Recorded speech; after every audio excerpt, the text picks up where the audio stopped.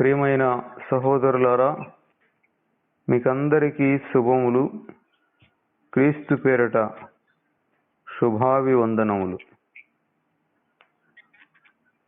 దేవుడు ఆదాముని తన చేతులతో నిర్మించుకొని, ఆదామే తన ఆనందం అనుకొని తన పోలిక చొప్పున వారిని చేసినప్పుడు ఆ సహవాసము దేవుడే వారిని వెతుక్కుంటూ వచ్చేవాడు. చల్లపూట ఆదాము హవ్వలతో ఆయన సహవాసము, ఆయన వెతుకులాడుకుంటూ వారిని వచ్చేవాడు. కానీ ఆదాము చూడు ఎంత బద్ధకమో, ఎంత నిర్లక్ష్యమో. చేతులారా దేవుడు వారిని చేస్తే సర్వ సృష్టికర్త అయిన ప్రభు, సర్వశక్తిమంతుడైన దేవుడు, మాట చేత సమస్తమును కలగజేసిన ఆయన మట్టి అయిన మానవుని వెతుకులాడుకుంటూ ఏదెను తోటలో ఆదాము హవ్వల సహవాసాన్ని కోరుకుని వచ్చేవాడు. చల్లపూట ఆదామును అతని భార్యయు తోటలో సంచరించుచున్న దేవుడైన ప్రభు స్వరమును విని, దేవుడైన యెహోవా ఎదుటికి రాకుండా తోట చెట్ల మధ్యను దాగుకొనగా, చల్లపూట ప్రశాంత వేళ చక్కటి సమయంలో మెల్లని స్వరముతో దేవుడు వారితో మాట్లాడేవాడు. ఈ ఉదయకాలంలో దేవుడు ప్రతి తెల్లవారుజామున సంచరించే సమయం.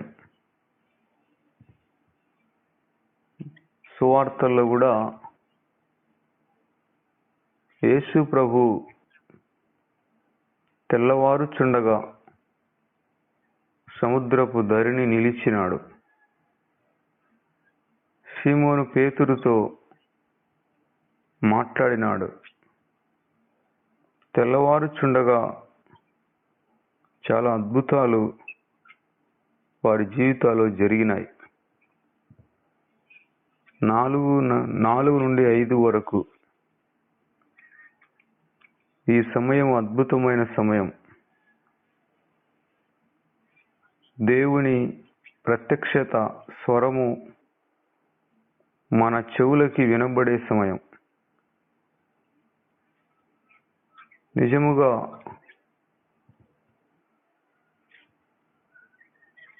సంవత్సరం కిందటైతే ఈ సమయంలో మౌనముగా కనిపెట్టుకొని ప్రభు యొక్క స్వరాన్ని నేను వినడానికి ఎదురు చూసేవాడిని. కానీ ఈ నెలల్లో, ఈ గడిచిన 7 నెలల తర్వాత ఈ సమయంలో కళ్ళు తెరచి ఆయన గురించి చెప్పగలిగిన ధన్యత వచ్చినది.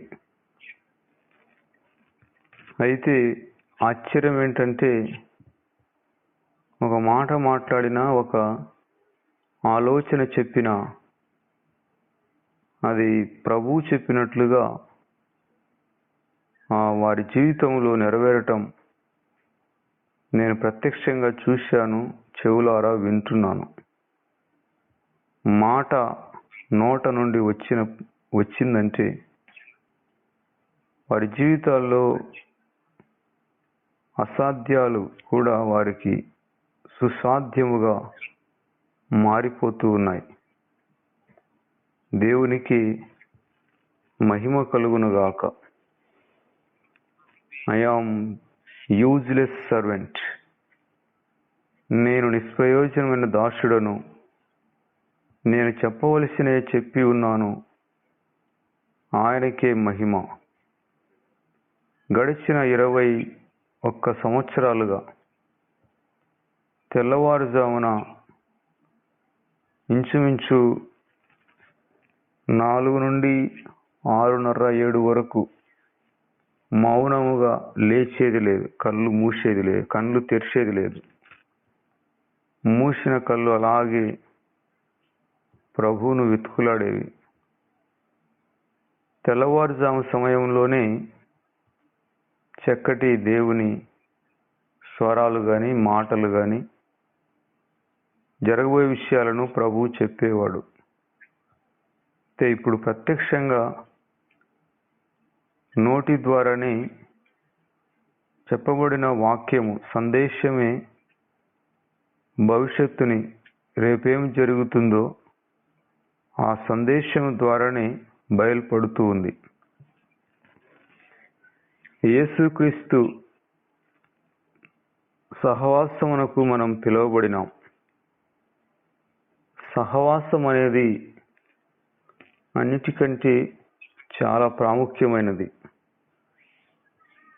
మనలను దేవుడు తన కుమారుడైన యేసుక్రీస్తు సహవాసమునకు పిలిచినాడు. మనము దాసులము కాదు, మనము కుమారులం. కుమారులైతే యేసుక్రీస్తు వారుగా మనము సహవాసులం. మీరును వారిలో ఉండి యేసుక్రీస్తు వారుగా ఉండుటకు పిలువబడి ఉన్నారు. మనం యేసుక్రీస్తుగా అంటే యేసు ప్రభువుకి తండ్రి దగ్గర ఎటువంటి ఆధిక్యత ఉన్నదో అదే ఆధిక్యత మనకు కలగడానికి మనం పిలువబడ్డాం. పూర్తిగా మనం యేసు ప్రభువును అన్నిటికీ మాదిరిగా, రోల్ మోడల్గా చూసుకోవాలి. 1 కొరింథీ పత్రిక 1వ అధ్యాయము 9వ వచనములో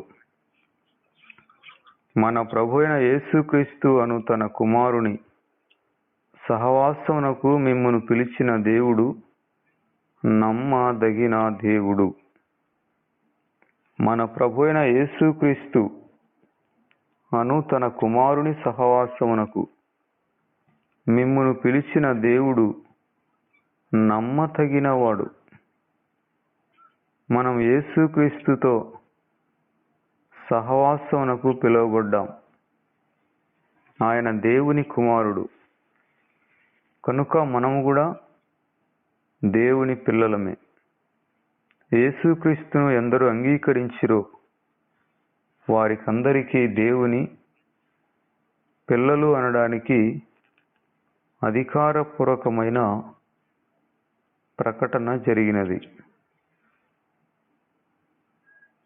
ప్రియమైన సహోదరులారా, నేను చెప్పాలనుకున్నది ఏంటంటే, సాక్షాత్తు దేవుడే ఆదాము హవ్వలను వెతుకులాడుకుంటూ చల్లపూట ప్రశాంత వేళ వారితో మాట్లాడడానికి ఆయనే వచ్చేవాడు. ఏదెను తోటకు వచ్చేవాడు.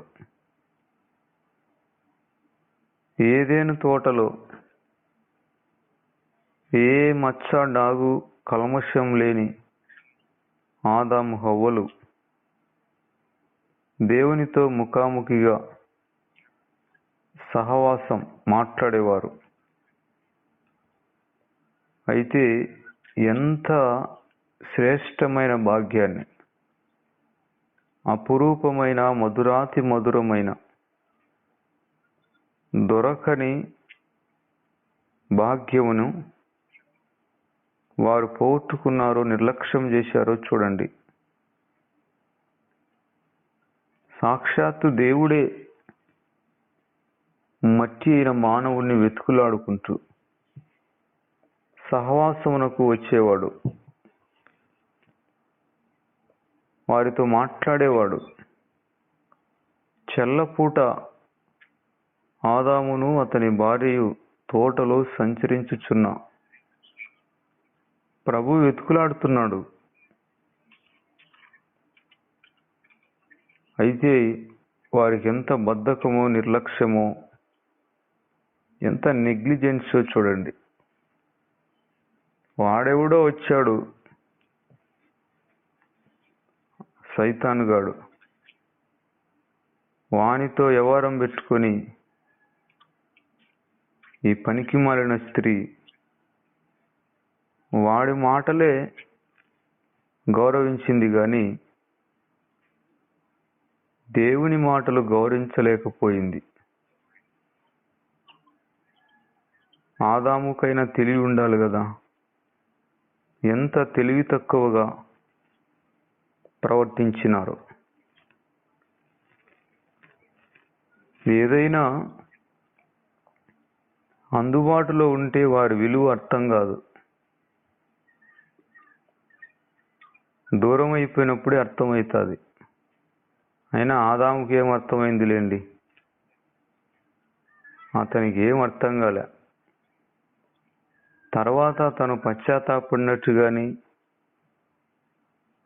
అయ్యో నేను అంత భాగ్యాన్ని పోగొట్టుకున్నానే అని కానీ ఆ ధ్యాస లేదు.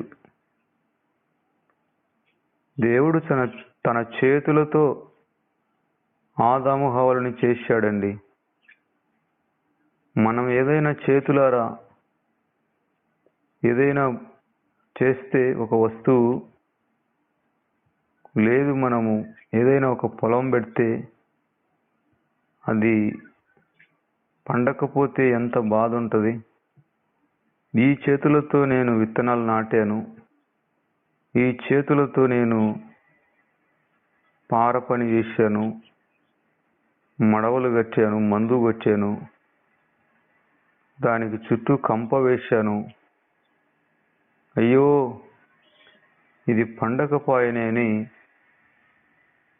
3 నెలల 6 నెలల పైరుకే మానవులకి ఎంత బాధ ఉంటుందో. కానీ మరణం అనేది లేకుండా ఎన్ని ఏండ్లు, అసలు దేవుడు మానవుణ్ణి సృష్టించినప్పుడు మరణించాలని సృష్టించలేదండి. దేవుని పనులన్నీ శాశ్వతమైనవి. ఆయన ఏదైనా చేశాడంటే అది ఎప్పటికీ అది పోయేది కాదు, అది ఏదో ఒక రూపంలో ఉండనే ఉంటుంది. అటువంటిది 6 నెలలకే మానవుడు ఏదైనా చేస్తే, పొలం పెడితే అది ఫెయిల్ అయిపోతే ఎంత బాధపడతాడో. యుగాలు జీవించాల్సిన మానవుడు దేవుని సహవాసాన్ని నిర్లక్ష్యం చేసినాడు. ఎంత దౌర్భాగ్యం అండి, మానవునికి ఎంత నిర్లక్ష్యము. దుష్టులకు దయ చూపిన వారు నీతిని నేర్చుకున్నారు. వారు నిత్యము ధర్మక్షేత్రములో నివసించిన దేవుని మహాత్యమును ఆలోచింపక అన్యాయం చేస్తారంట. యెషయా ప్రవక్త ద్వారా ప్రభు బాధపడ్డాడు. వారికి దయ చూపిన వారికి నీతిని నేర్చుకోరు వారు. అసలు ఎంత విచారించవలసిన విషయం. కష్టపడకుండానే ఏదైనా దొరికితే ఆ విలువ తెలియదు. కష్టపడకుండానే, ఎదురు చూడకుండానే వచ్చినది ఏదైనా ఆ విలువ మానవునికి తెలియదు. ఎదురు చూడకుండానే, కష్టపడకుండానే ఆ విషయంలో కనిపెట్టకుండానే ఏదైనా పొందుకున్నాం అనుకోండి, దాన్ని శాపంగా మార్చుకుంటారు మనుష్యులు వారి నెగ్లిజెన్సీ వలన. వాడెవడో వచ్చే వాడి మాటలకు చెవులు యాలేసినారు కానీ దేవుడి మాటలకు వారు విలువ ఇవ్వలేదు. దేవుడి మాటలకు విలువలు ఇవ్వలేదు. దేవుడు నమ్మతగినవాడు. ఆయన ప్రేమలో కల్మషం లేదు, స్వార్థం లేదు, స్వచ్ఛమైన ప్రేమ, దినదినము నవనూతనమైన ప్రేమ. దేవుడు లోకమును ఎంతో ప్రేమించెను. ఎంతో అంటే ఇంతే అని కాదు, ఎంతో, లెక్కలేనంత, అన్లిమిటెడ్. దేవుడు లోకము అనగా లోకములో ఉన్న ప్రజలను, మానవాళిని ఎందుకో నన్ను ఇంతగా ప్రేమించితివో దేవా, నీ రూపము నాలో చూసుకున్నావు, నీ పోలికలో చేసుకున్నావు, నన్ను నీలో నిర్మించుకున్నావు. మనల్ని పోగొట్టుకొనలేక అనాది కాలం నుండి దేవుడు అనేక ప్రయత్నాలు చేస్తూనే ఉన్నాడు. ఎవరైనా మనిషి అనే వ్యక్తి, ఏ దేశం వాడైనా, ఏ జాతి వాడైనా, ఏ కులం వాడైనా, ఏ మతం అయినా, సత్యమును గురించి, నీతిని గురించి, యథార్థతను గురించి ఆలోచన చేస్తే వారికి ఏదొక రూపంలో యేసు ప్రభు దొరుకుతాడండి. సత్యం అనేది బహు దూరముగాను లోతుగాను ఉన్నది. సత్యమును వెతికితే ఏంటి సంగతి,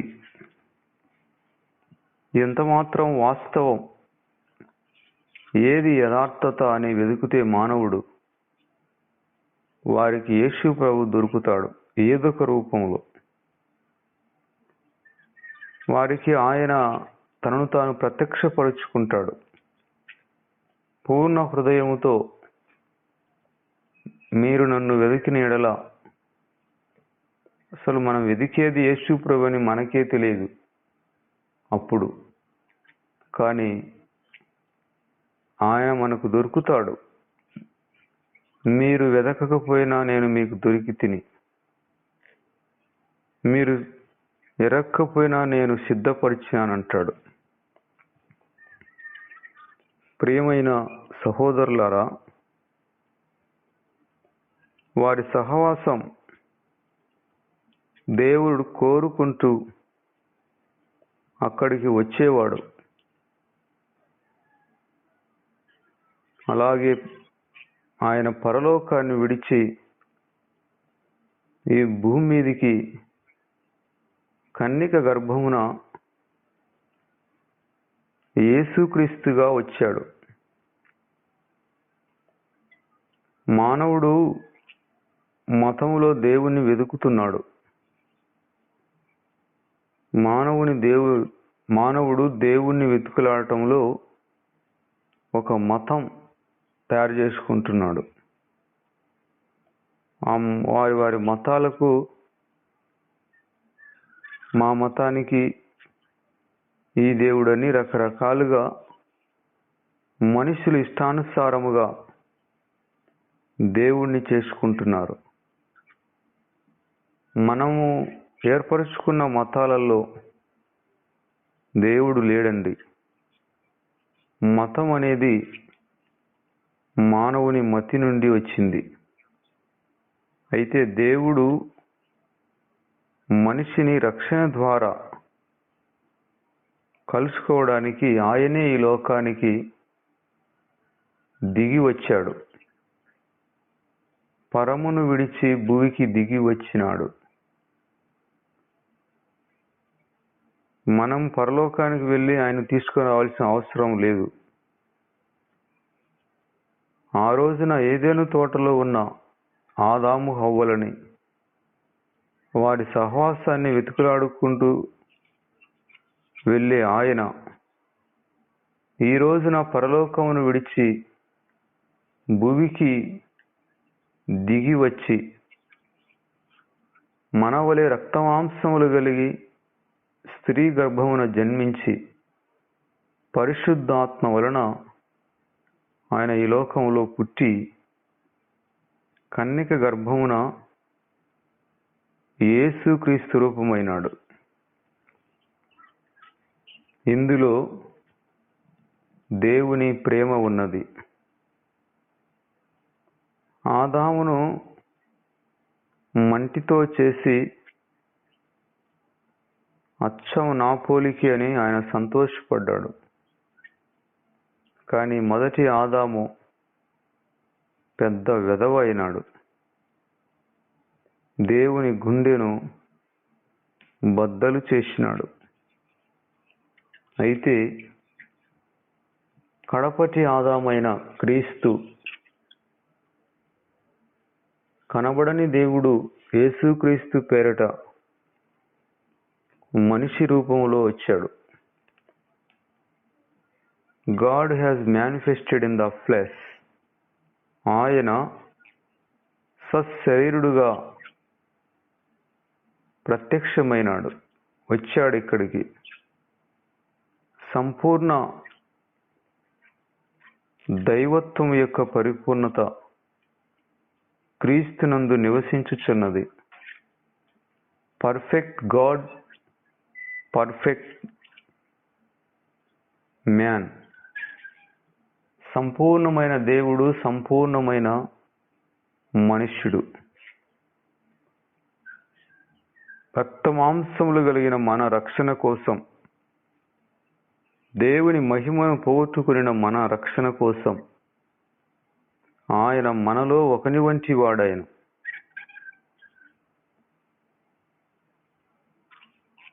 ఆ ఇజ్రాయేలు ప్రాంతంలో ప్రపంచానికి అది సెంటర్. అక్కడ యేసు ప్రభు 33.5 సంవత్సరాలు జీవిస్తే ఇప్పటికీ ఆ ప్రజలకి యేసు ప్రభువును గురించిన జ్ఞానం లేదండి.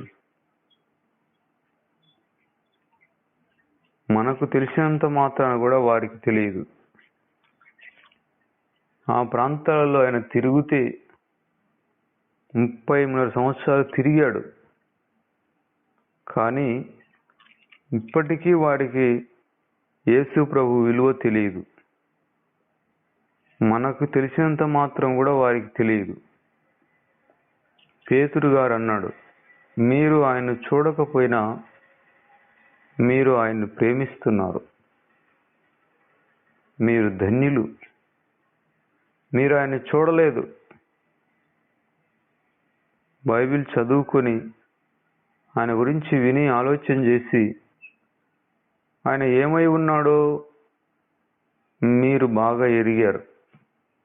చూచి నమ్మిన వారి కంటే చూడక నమ్మిన వారు ధన్యులు. మీ విశ్వాసమునకు ఫలము అనగా ఆత్మరక్షణ మీరు పొందినారు. మీరెంత భాగ్యవంతులు. దొరకక దొరికిన భాగ్యం ఇది మనకి. యేసుక్రీస్తు అమూల్యమైన ముత్యం. 10,000 మందిలో అతి శ్రేష్ఠుడు ఆయన. అత్యంత సౌందర్యవంతమైన వాడు. యేసు ప్రభు వెరీ వెరీ స్పెషల్. ఆయన మాట స్పెషల్, ఆయన పలకరింపు స్పెషల్, ఆయన సలహా స్పెషల్. ప్రతిదీ ఆయనలో వెరీ వెరీ స్పెషల్. ఆయనలో మనకు దొరికే ప్రతి ఈవులు కూడా వెరీ వెరీ సంథింగ్ స్పెషల్. ఆ కథే వేరు. ఆయన ప్రేమ మాధుర్యాన్ని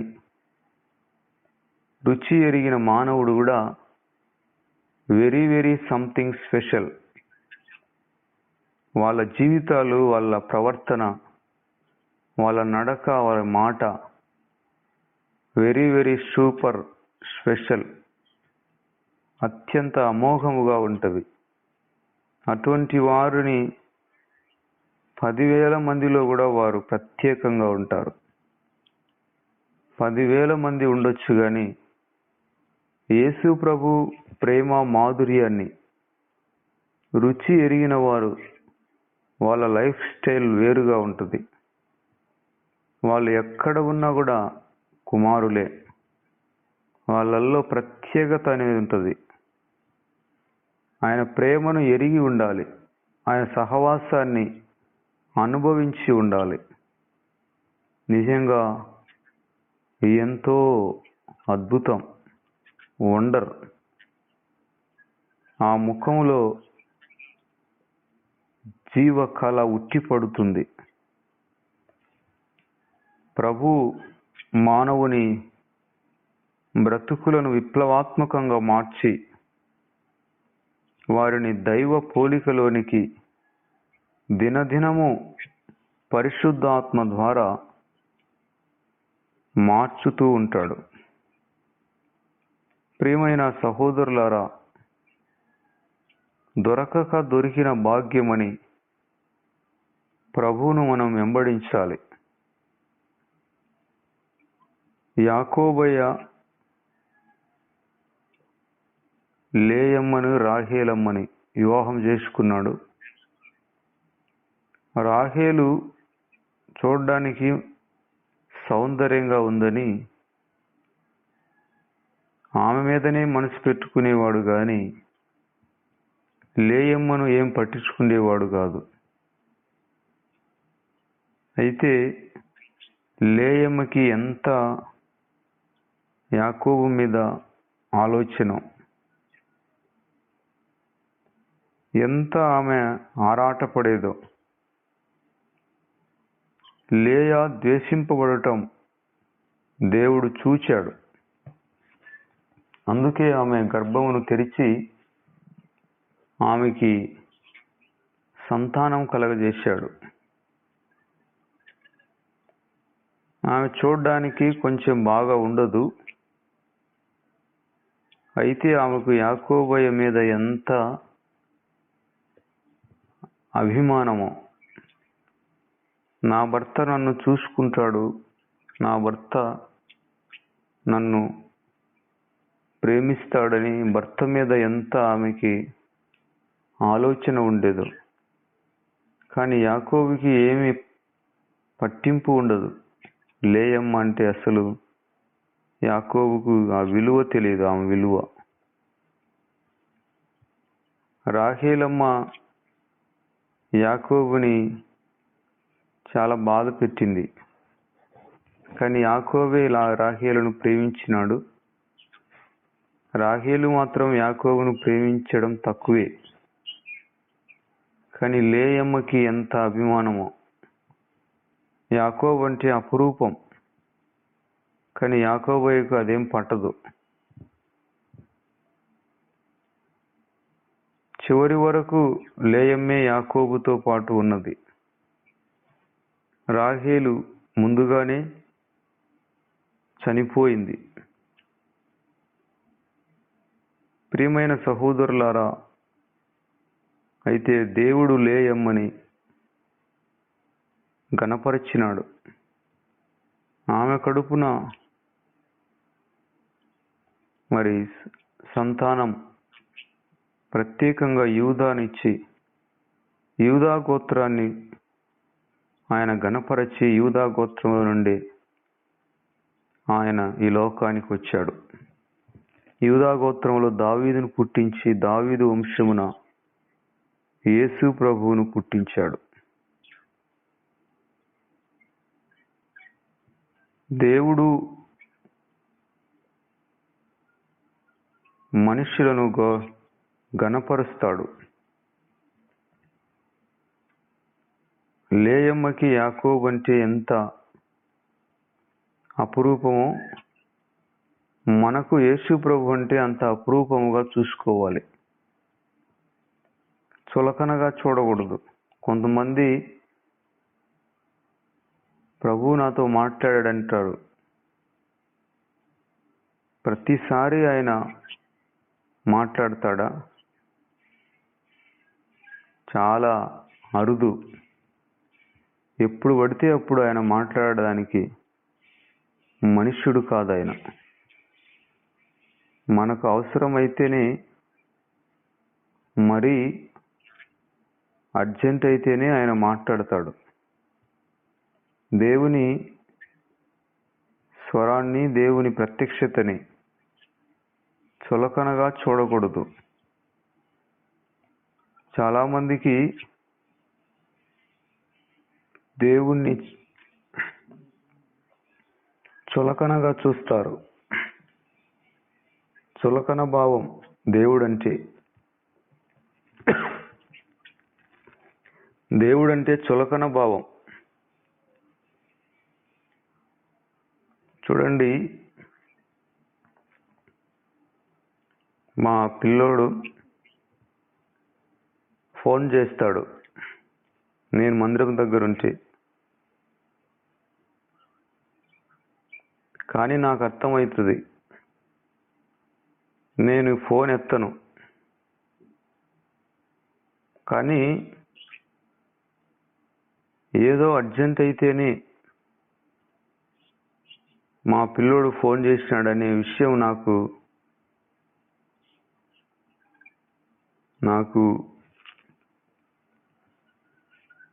ముందుగానే తెలియదు. అంటే ఊరకనే ఫోన్ చేస్తూ ఉంటారు, ఏం అవసరం ఉండదు అనే విషయం నాకు తెలుసు. కాబట్టి ఆ ఫోన్ నేను పెద్దగా పట్టించుకోను. కానీ ఫోన్ చేశాడంటే ఏదో అర్జెంట్ అయితేనే చేస్తాడు మా పిల్లోడు అని ఆ పరిస్థితి ఉందనుకోండి, ఇంకా వాడి కోసము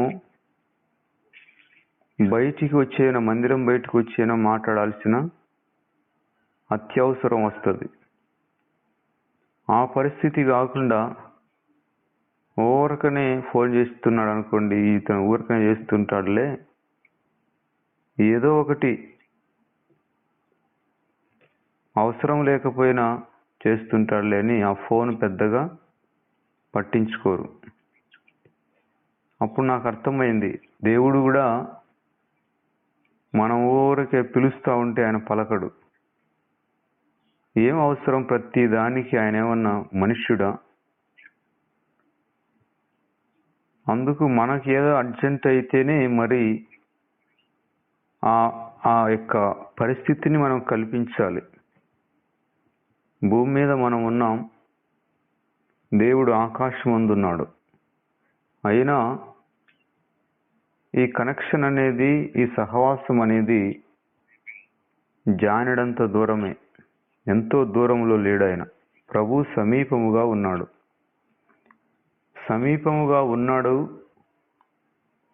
మనల్ని చూస్తున్నాడు.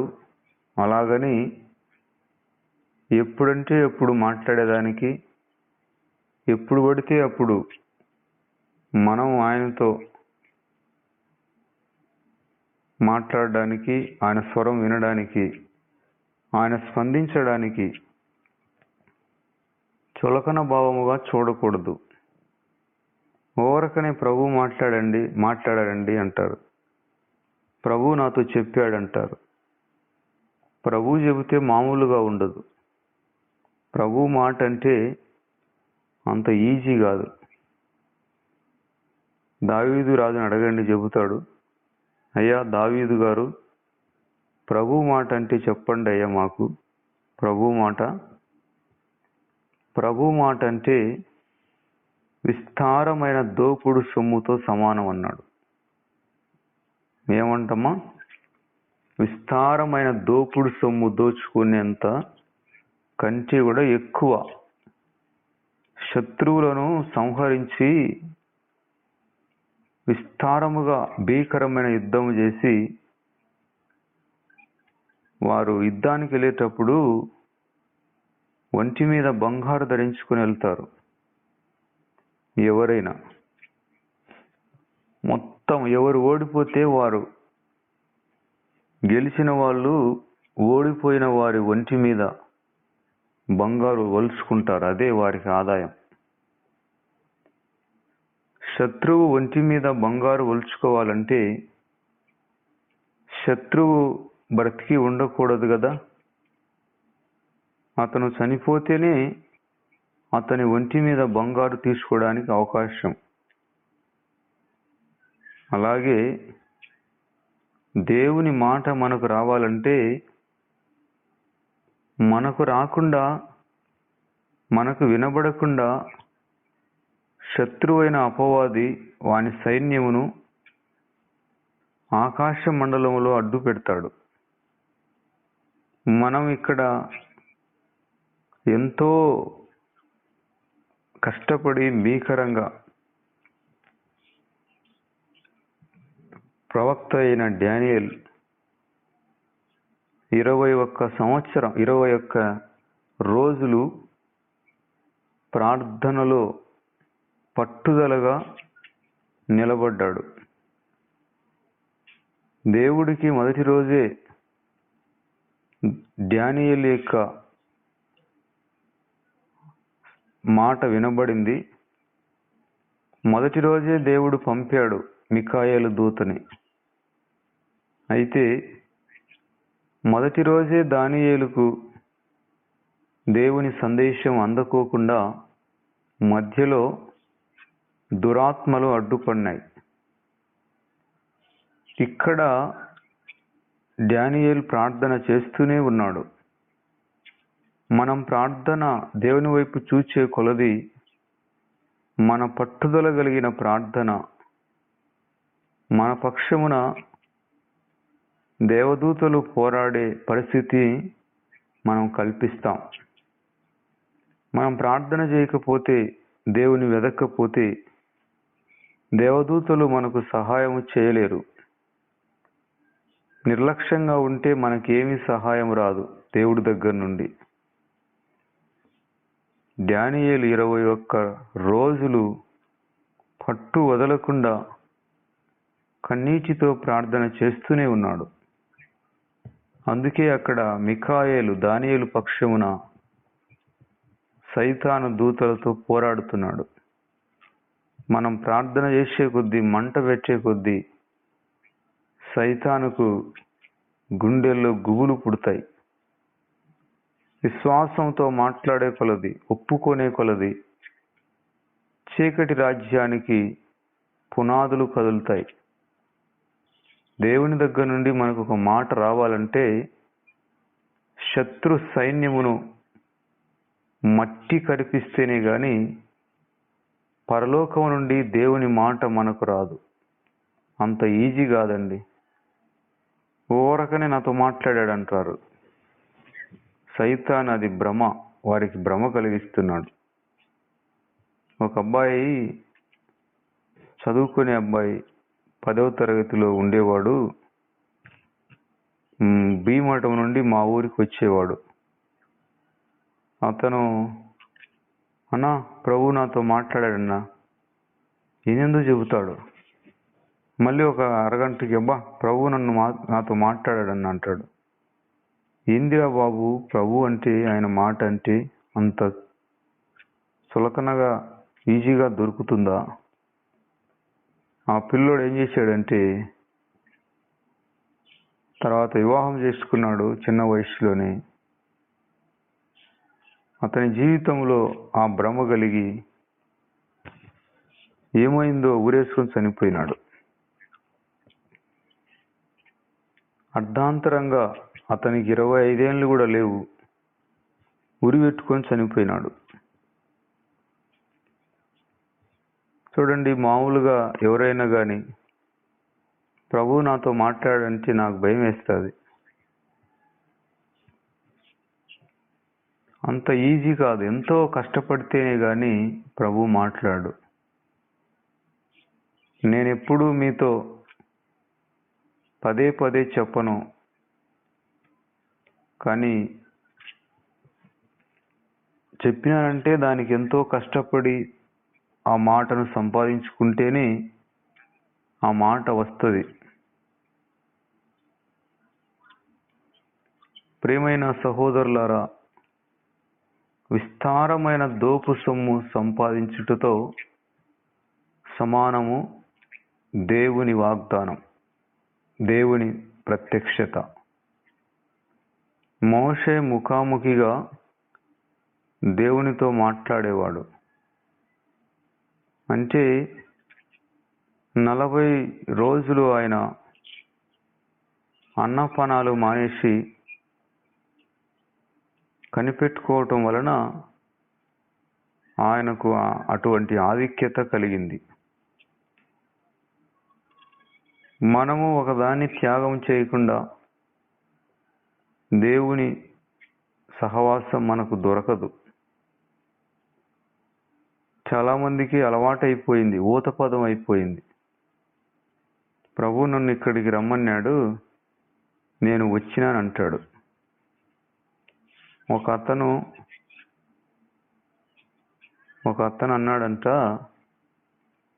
ఆ రోజు ఆదివారం, శనివారం రాత్రంతా నిద్రపోయాడు ఆ సేవకుడు. పొద్దున్నే మందిరానికి పోయి ఇంకా ఏం చెప్పాలో అర్థం కాలేదు, కనిపెట్టలేదు, ప్రార్థన చేయలేదు, నిద్రపోయినాడు. ఆవులిచ్చుకుంటా మందిరానికి పోయినాడు. పాటలన్నీ అయిపోయినాయి. సంగీతం కొడతారు కదా, ఆ కాంగో కొట్టి అతన్ని అడిగాడంట, బాబు ఏదైనా ఒక వాక్యం చెప్పు, ఇప్పుడు ప్రసంగం చేయాలా అంటే, అయ్యా అలా గోడ మీద ఉంది కదా వాక్యం, నేను నీ మీద దృష్టి నిలిపి నీకు ఆలోచన చెబుతానని అంటే, రైట్ అనుకొని ఇంకా మైక్ తీసుకొని, సహోదరులారా, రాత్రంతా మరి నేను ప్రార్థన చేశాను. దేవుడు నాకు ఇచ్చిన మాట ఏంటంటే, నీ మీద దృష్టి నిలిపి నీకు ఆలోచన చెప్పేదను అన్నాడంట. పక్కలో ఉండే అతను, కాంగో కొట్టే అతను, నవ్వాలో ఏడవాలో అర్థం కాదంట అతనికి. ఎంత అబద్ధం చెబుతాడు. నన్ను అడిగి నేను ఆ గోడ మీద వాక్యం చెబితే, నాకు ప్రభువు చెప్పాడు ఈ వాక్యం చెప్పమని, రాత్రంతా ఆయన ప్రార్థన చేశాను అని ఎంత అబద్ధం చెబుతున్నాడండి అనుకున్నాడంట అతను. చాలామంది మనుషులు అట్నే ఉంటారు. ప్రభువు నాకు చెప్పాడు, ఇంకా వీళ్ళకి పొద్దొస్తాం వీళ్ళతో మాట్లాడుతూనే ఉంటాడు, ఆయనకు అదే పని. నా నామమును వ్యర్థముగా ఉచ్చరింపకూడదనేది ఆజ్ఞ. ప్రభువును నా వ్యర్థముగా వాడుకోకూడదు, ఆయన పేరట వ్యర్థముగా పలకకూడదు, అది కూడా దోషమే. ప్రభువు దొరకడం అంత ఈజీ కాదండి. ఆయన మాట కన్నీళ్లు పెట్టి, గగ్గోలు పెట్టి, ఎంతో త్యాగం చేస్తే గాని ఆయన స్వరం దొరకదు. అంత ఈజీ కాదు. ఇప్పుడు చూడండి, లోకంలోనే ప్రధానమంత్రితో ఒక సామాన్యమైన మానవుడు డైరెక్ట్గా మాట్లాడాలంటే అంత ఈజీనా? నేను ఈరోజు 10 గంటలకి ప్రధానమంత్రితో మాట్లాడాలంటే నాకు అవుతుందా? నేను మాట్లాడగలనా డైరెక్ట్గా ప్రధానమంత్రితో? ఆ అవకాశం దొరకదు. ఎన్ని రోజులు పడుతుందో అపాయింట్మెంట్ కావాలంటే? నెలైనా పడుతుంది. అసలు మాట్లాడే అవకాశం వస్తుందో రాదో. కానీ ప్రధానమంత్రితో పాటు ఉండే హోమ్ మినిస్టర్ కానీ, మంత్రులు కానీ, వాళ్ళకైతే గంటకు కాకపోయినా తొందరగానే దొరకవచ్చు. ఎందుకంటే వారు ఆయన కేబినెట్లో మంత్రులు కాబట్టి వారికి అవకాశం దొరకవచ్చు. అలాగే మనము కూడా ప్రభు యొక్క కేబినెట్లో మినిస్టర్లం అయితే, అంత హోదా వస్తే మనకు అలాగని ఎప్పుడంటే అప్పుడు మాట్లాడతారా? వాళ్ళు మాట్లాడరు. ప్రజల తరపున, రాష్ట్రం తరపున ఏదైనా అర్జెంట్ అయితేనే అపాయింట్మెంట్ కోరుకుంటారు. కానీ ప్రతిదానికి సార్ ప్రధానమంత్రి పిఎం గారు తిన్నారా, లేచారా, నిద్రపోయినారా, తాగారా, ఊగారా అంటారా? అవి మాట్లాడేదానికే? అట్లాంటివి ఏం మాట్లాడరు. మరీ అర్జెంట్ అయితేనే, అవసరమైతేనే, చాలా ప్రాముఖ్యమైన విషయం ఉంటేనే ప్రధానమంత్రి అపాయింట్మెంట్ తీసుకుంటారు. తిన్నావా సార్, బాగుండవా సార్ అవి అడుగుతారా? అవి అడిగేదానికి వీల్లేదు. దేవుని ప్రత్యక్షత కూడా చాలా అపురూపం. దేవుడు మానవునికి అగోచరుడు. ఆయన ఆలోచన దొరకాలంటే చాలా ఎదురు చూడాలి, కనిపెట్టాలి.